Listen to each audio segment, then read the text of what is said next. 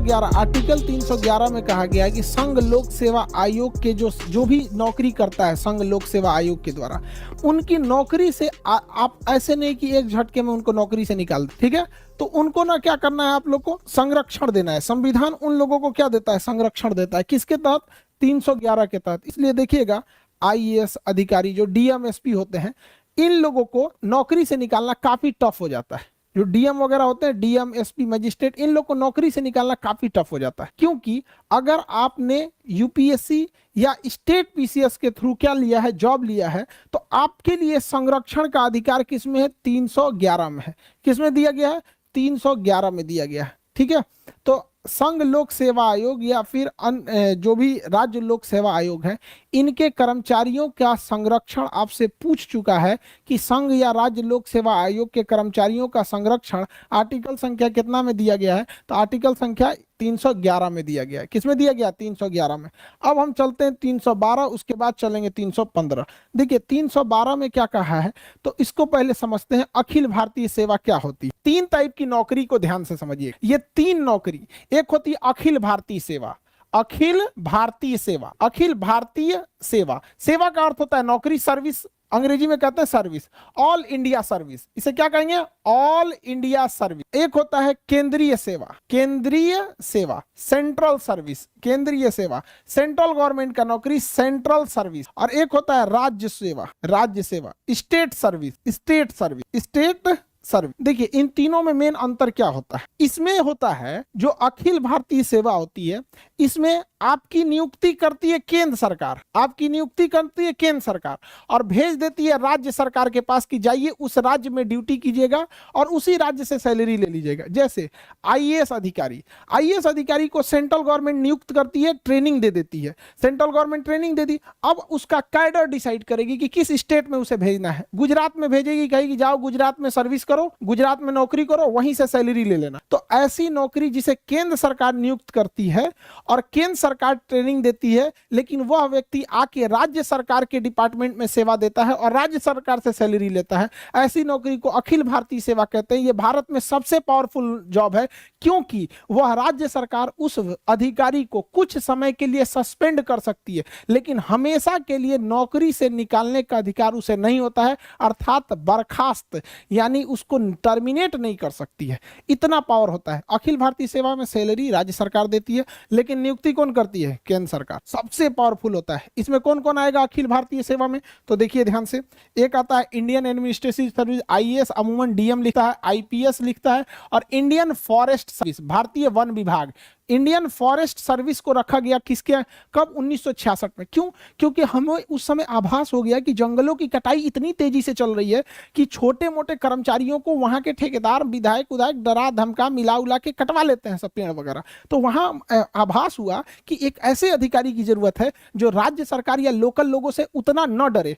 IAS जो होता है ना, ये कार्मिक मंत्रालय इसको कंट्रोल करती है, इसे गृह मंत्रालय कंट्रोल करती है, और इसे पर्यावरण एवं वन मंत्रालय कंट्रोल करता है। आईपीएस की ट्रेनिंग किस शहर में, हैदराबाद। आईएएस की ट्रेनिंग किस शहर में, आईएएस की ट्रेनिंग, आईएएस की ट्रेनिंग मसूरी में। और आईएफएस की ट्रेनिंग कहां होती है, IFS Indian forest service, Dehradun. केंद्रीय सेवा में केंद्र सरकार नियुक्त करती है और केंद्र सरकार अपने पास रख लेती है। केंद्र सरकार नियुक्त करती है और केंद्र सरकार अपने पास रख लेती है। ये होता है केंद्रीय सेवा। जैसे रेलवे, रेलवे में नियुक्ति कौन करेगा, केंद्र सरकार।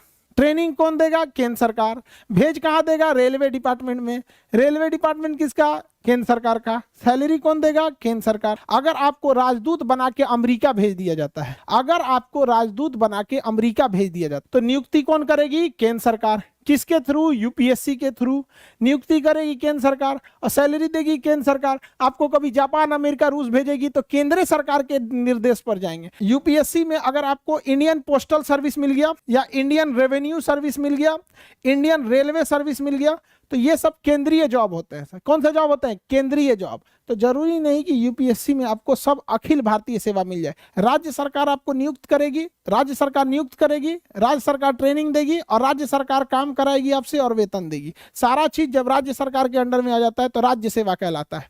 क्या कहलाता है, राज्य सेवा। जैसे बिहार दरोगा, जैसे दरोगा का एग्जाम, दरोगा का वैकेंसी कौन निकालता है, राज्य सरकार। एग्जाम कौन लेगा, राज्य सरकार। ट्रेनिंग देगी राज्य सरकार।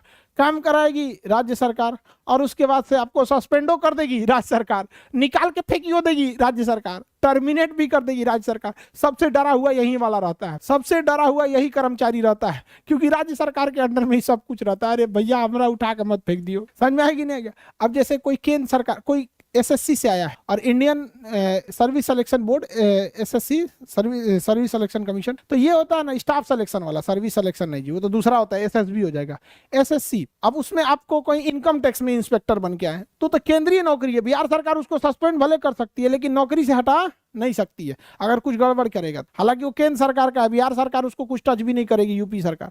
आप रेलवे में टेक्नीशियन, सपोज कीजिए लोको पायलट है, ट्रेन चला रहे हैं, ऐसे स्टीयरिंग नहीं होता जी, ए9 हैंडल होता है, ट्रेन चला रहे हैं, तो क्या राज्य सरकार आपको, यूपी सरकार का ये खराब ट्रेन चला रहे हो हटो, नहीं हटा पाएगी? कौन हटाएगा? केंद्र सरकार हटाएगा। तो सबसे ज्यादा कर्मचारियों के पास पावर किसके पास रहता है? अखिल भारतीय सेवा के, और सबसे कम राज्य सरकार के पास।